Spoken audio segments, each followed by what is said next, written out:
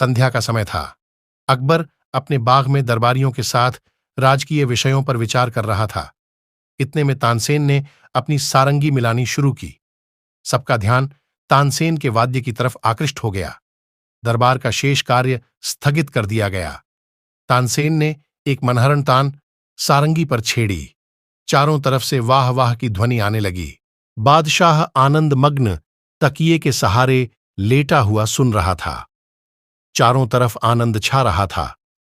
इसी समय शहर का कोतवाल 2 आदमियों को लिए हुए आया।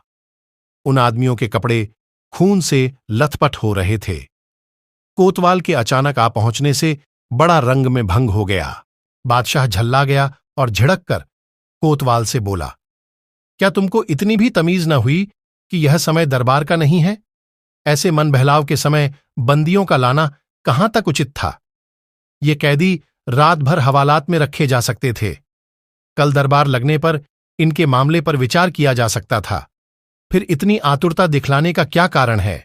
बादशाह की नाराजगी से कोतवाल सहम गया, परंतु बिना असलियत बतलाए भी काम नहीं चलते देखा।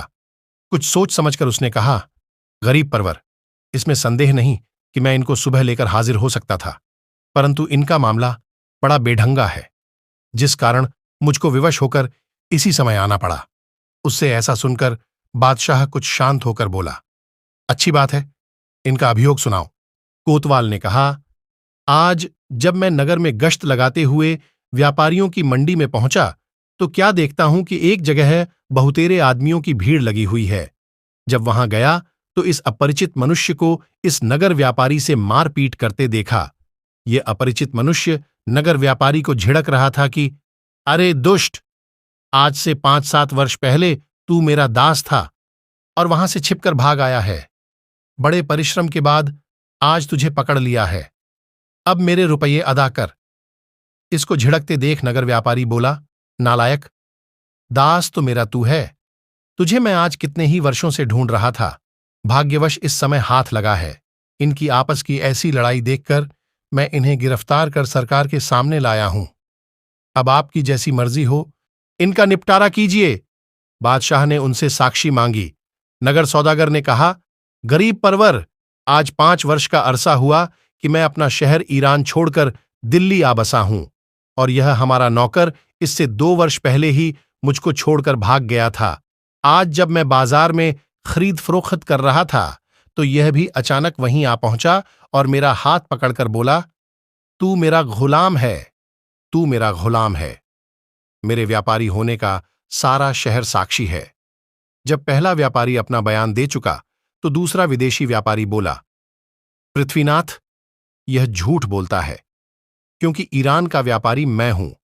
इस शहर में मैं बिल्कुल नया नया आया हूं, इस कारण यहां का एक भी नागरिक मुझे नहीं पहचानता। यह जो इस नगर में शेर अली के नाम से विख्यात हो रहा है, सो इसका फर्जी नाम है। यह नसीबा नामी मेरा गुलाम है। 7 वर्ष का जमाना गुजरा जब मैं इसे दुकान पर छोड़ बाहर व्यापार के लिए गया था। मौका देख ये मेरी बहुत बड़ी रकम चुराकर भाग आया है। तभी से मैं इसकी खोज में दर दर ढूंढता फिरता हूं। आज 7 वर्षों के बाद यहां मिला है। इनका अभियोग दरबार के सभी लोग बड़े गौर से सुन रहे थे।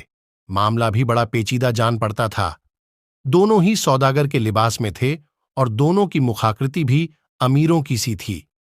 जब यह मामला चल रहा था, इसी बीच एक सरदार साहब भी आ पहुंचे और नगर व्यापारी शेर अली को कैदी की सूरत में देखकर बोले, शेर अली, ये तुम्हारी क्या हालत है? तुम कैदी की सूरत में क्यों दिखाई पड़ रहे हो? शेर अली को इस सरदार के आने से बड़ी तसल्ली हुई और बोला, सरदार साहब, आप भी जानते हैं कि मैं कितने वर्षों से इस नगर में व्यापार कर रहा हूं और यहां का बच्चा बच्चा मुझे पहचानता है। समय के फेर से या दैव की अकृपा से आज मैं अपने ही दास द्वारा अभिशापित किया जा रहा हूं। सरदार बादशाह को चिताकर बोला, गरीब परवर, यह शेर अली आजकल का व्यापारी नहीं है, बल्कि लड़ाई के समय में इसने कई बार सरकार को रुपये की मदद देकर राजभक्ति प्रकट की है। वह शेर अली की तरफ इशारा करके बोला, शेर अली, ये तुम्हारी ही उदारता का कारण था कि मैंने गुजरात जैसे सामर्थ्यशाली अधिपति पर विजय प्राप्त की थी। तुम्हारी वह मदद हमारी नहीं, बल्कि बादशाह अकबर की मदद थी। सरकार की तरफ से तुमको अभी तक उसका कोई पुरस्कार नहीं मिला है। सरदार की इस सारगर्भित साक्षी से अकबर खुश हो गया और बोला, शेर अली को उस उपकार का बदला चुकाया जाएगा। बादशाह ने ईरान के सौदागर की तरफ इशारा करके कहा, क्यों भाई, तुमको भी किसी की साक्षी दिलानी है? यदि है तो उसे सामने लाओ। सरदार की साक्षी से तो नगर व्यापारी का शेर अली होना साबित होता है। ईरान का व्यापारी बोला, गरीब परवर, मैं इस स्थान में पहले पहल आया हूं, यहां की भाषा तक नहीं समझता और न यहां पर मेरा कोई परिचित ही है। अभी मेरा सामान भी बाहर ही पड़ा हुआ है, उसको यहां लाने में अभी कई दिन व्यतीत हो जाएंगे। फिर मैं किसकी साक्षी हूं? हां, इतना जरूर है कि मैं दूर देशों से सुनता आ रहा हूं कि आपके दरबार में बड़ा सच्चा न्याय होता है, इसलिए कृपया हमारा उचित न्याय करा दीजिए। दोनों लोगों की बातें सुनकर एक सभासद ने बादशाह अकबर से अर्ज किया, पृथ्वीनाथ, यह मामला बड़ा ही बेढंगा दीख पड़ता है, इसका फैसला कविगंग से कराया जाए। वे ऐसे ऐसे मामलातों को महज खिलवाड़ मात्र समझा करते हैं। बेचारा कविगंग बड़ा घबराया और झट बोल उठा, हजूर, बीरबल के रहते इसका न्याय करने की दूसरे की आवश्यकता नहीं है, अतएव इसका न्याय बीरबल से ही कराया जाए। वे इससे कभी इनकार नहीं कर सकते। बादशाह तो पहले ही से समझ रहा था। उसने बीरबल को आज्ञा दी, इस मामले को अच्छी तरह जांच कर न्याय करो। बीरबल ने भी सहर्ष स्वीकार किया। बीरबल की कार्रवाई शुरू हुई। उसने दोनों व्यापारियों को पास बुलाकर उनसे बहुत प्रकार की पूछताछ की, परंतु फिर भी कुछ मतलब की बात हासिल न हुई। तब उसने एक नई सूझ निकाली। बीरबल उन दोनों सौदागरों को एक जगह खड़ा कराकर एक जल्लाद को नंगी तलवार लिए हुए बुलवाया। जब वह आकर हाजिर हुआ तो बीरबल उससे बोला, क्या देखता है, गुलाम को अभी मार डाल। बीरबल के मुख से इतना शब्द निकलते ही जल्लाद तलवार लेकर झपटा। उसका झपटना था कि नगर व्यापारी यानी नकली शेर अली अलग हट गया।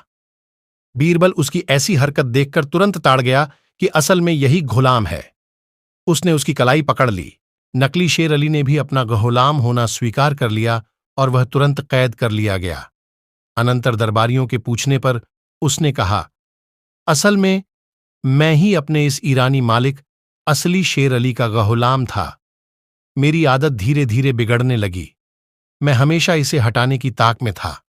जब मेरा मालिक मुझे दुकान पर अकेला छोड़कर बाहर चला गया तो मेरी नीयत बिगड़ी और उसका बहुत सा माल लेकर वहां से भाग निकला। घूमते फिरते यहां पहुंचा और उस चोरी के रुपयों से व्यापार करने लगा। चूंकि इस काम को मैंने अपने मालिक के यहां ही सीख लिया था, इस कारण व्यापार चलाने में मुझे कोई दिक्कत न पड़ी और मेरा काम धड़ल्ले से चलने लगा। अब मैं असली शेर अली के नाम से विख्यात हो गया हूं।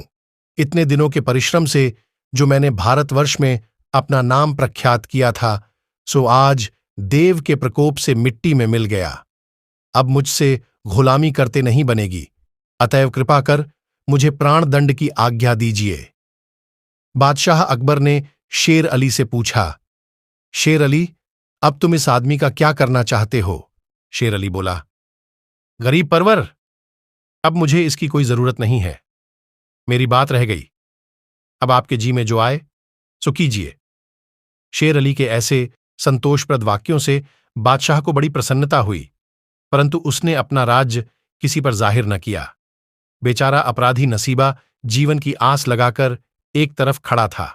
बादशाह उसकी तरफ लक्ष्य कर बोला, नसीबा, तुम्हारा अपराध प्राण दंड पाने के योग्य है, परंतु तूने मेरे साथ उपकार किया है और मैंने अभी तक तुझे उसका कुछ बदला नहीं चुकाया है। अतएव तुझे जीवन दान देता हूं और पुरस्कार में तुझे दरबार का एक काम सौंपता हूं। अब तुम उसी काम के सहारे से अपना जीवन निर्वाह करो। नसीबा खुशी के मारे फूला न समाया और बड़ी प्रसन्नता से उस पद को स्वीकार किया। बादशाह ने मन में विचार किया कि इस न्याय में बीरबल ने कमाल किया है, इस कारण उसको भी उचित पुरस्कार देना परमोचित है। बादशाह ने 3 पोशाक मंगवाईं।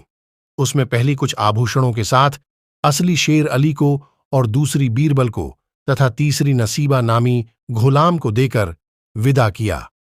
नसीबा ने शेर अली के चरणों पर गिरकर अपने अपराध की माफी मांगी और उसको आदरपूर्वक अपने मकान पर ले गया। उसने अपना सारा धन शेर अली के हवाले कर दिया। शेर अली बहुत बड़ा व्यापारी था। उसका सारा कारोबार ईमान पर चलता था। उसने विचार किया, व्यापार से मेरे धन के अतिरिक्त जो कुछ नसीबा ने अधिक उपार्जन किया है वह उसके परिश्रम का है। उसने अपना असली धन लेकर शेष बचा धन नसीबा के हवाले किया और खुशी खुशी अपने ईरान देश को लौट गया।